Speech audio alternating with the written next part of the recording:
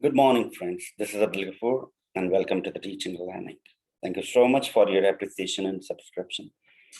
Today in the pedagogy course, I'm going to add another video about the interpersonal skills. I'll be sharing my understanding. I really love this topic, and sometimes even I was unable to understand and what are these.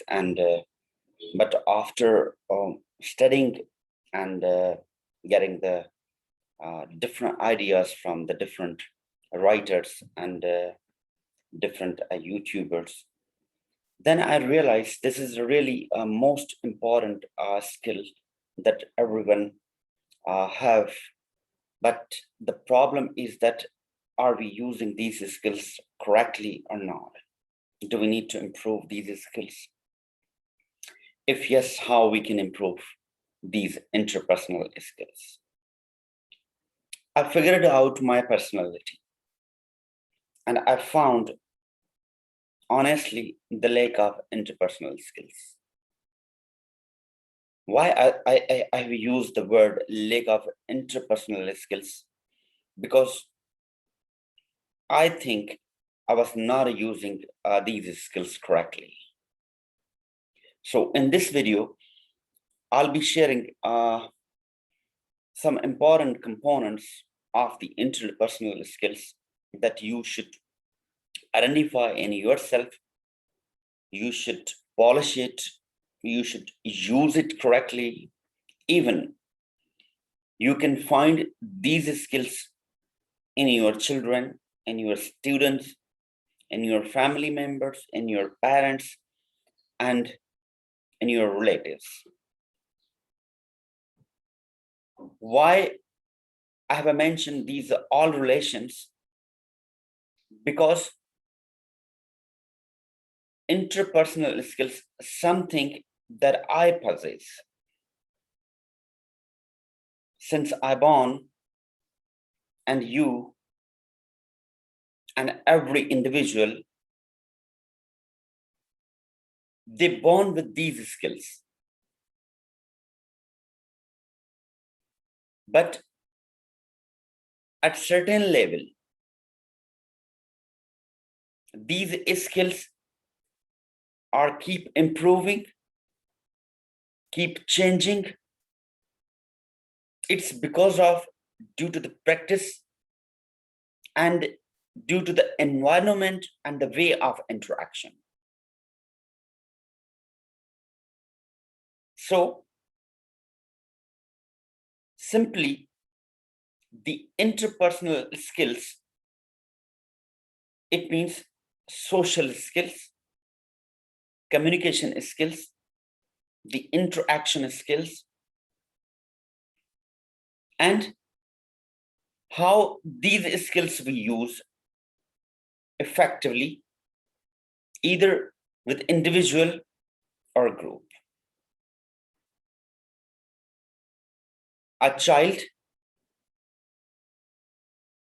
has a different skills because the way of communication he or she does with his or her parents, it's quite different to the professional environment. Second, a child in a school behaves differently with their teachers and friends. They cannot use these skills as they have used at home. Thirdly, an adult or a professional, he communicates differently at workplace, in his or her offices, with boss, with colleagues. He cannot interact and communicate as he or she is doing at home. So these skills, they are different at different places. But the most important thing is that we possess these all skills, and these skills are being polished in environment with practices in individual and groups. So I have mentioned these three things, okay? The way of communication of your child at home and at school, the way of your child with your with friends, the way of adult at workplace and at home. Now, different perspective. Every relation, every designation also have a different way of interaction. Suppose a mother interacts differently. She knows how to handle their children. Father may not have the same, or he may not be good in this. A teacher knows how to deal with their children or students. A boss knows how to deal with the employees. A colleague knows how to deal with their colleagues or co-workers. The thing is that these all relations, they deal differently. Some are good in this skill and some are not good, and some are really bad. If you are good in interpersonal skills, you are highly demanded in the market, especially for workplace. You are prominent in your friend circles. You are what we call as highlighted in your home, and you always considered as an active child, an active student, an active co-worker. And especially for the professionals, these are the very productive for their organization. Another thing, can we learn these skills in the classroom? I'll say no. We cannot teach these skills in the classroom. We can learn these skills solely, individually, lonely, but by practicing with others, with individual, with groups. A teacher, a mother, or anybody who claimed that they can teach these skills, it's wrong.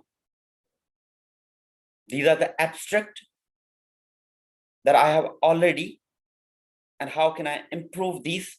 By communicating with others, by practicing others. So where these skills can be learned? These skills can be learned in social gatherings, business meetings, in playgrounds, get-togethers, casual meetings with friends, parents at home. We can practice these skills. It can be in group meetings as well as, but you cannot teach these skills into the classroom. You can motivate someone You can guide someone, but it depends on the practice, okay? And that practice should be the classroom, out of the class. Now look at your classroom, look at your offices, that some students and some professionals and some workers are really good and they are active and they know how to communicate and deal with others. And they are really, what we call demandable in market, and people appreciate them, that how you have to, uh, useful and how you are beneficial for their organization.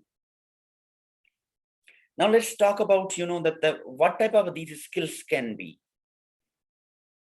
Once I use the way of communication, it doesn't mean that you have to keep talking only. You have to talk very useful, effective, that the person who's listening to you, who can understand and who can be motivated by your discussion. And what is your motive behind the discussion that you both can achieve at the same time. So first is the verbal communication. The way you are communicating, is it useful? Is it really, satisfying the audience or not?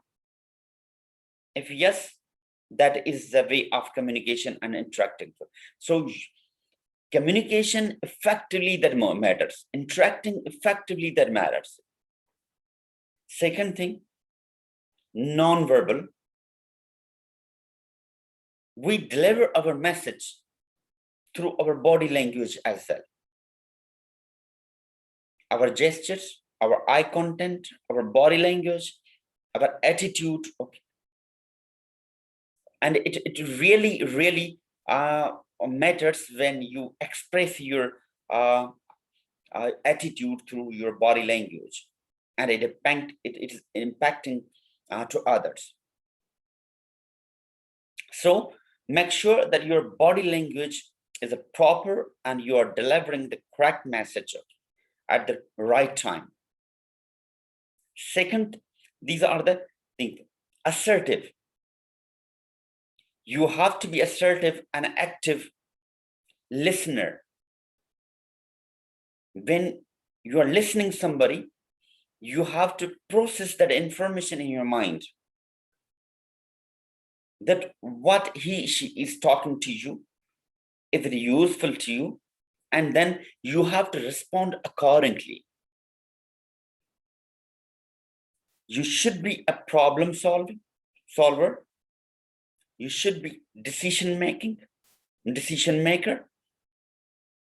And these are the skills that a person who possesses and who use or interact actively.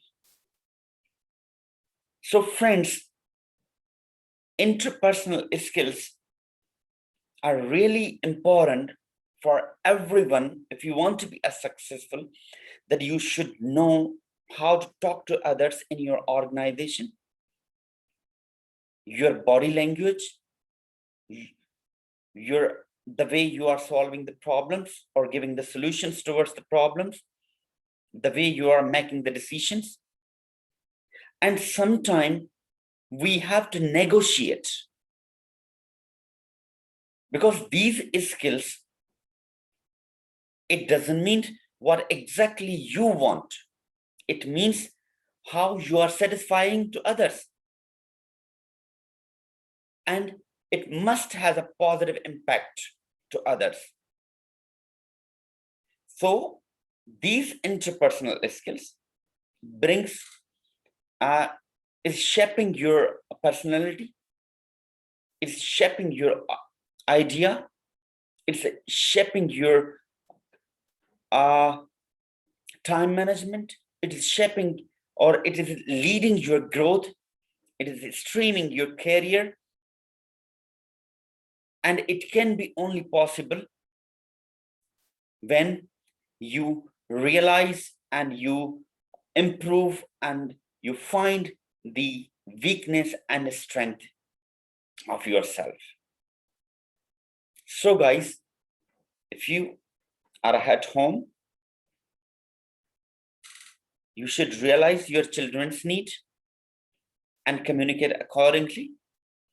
If you're a teacher, you have to do similarly.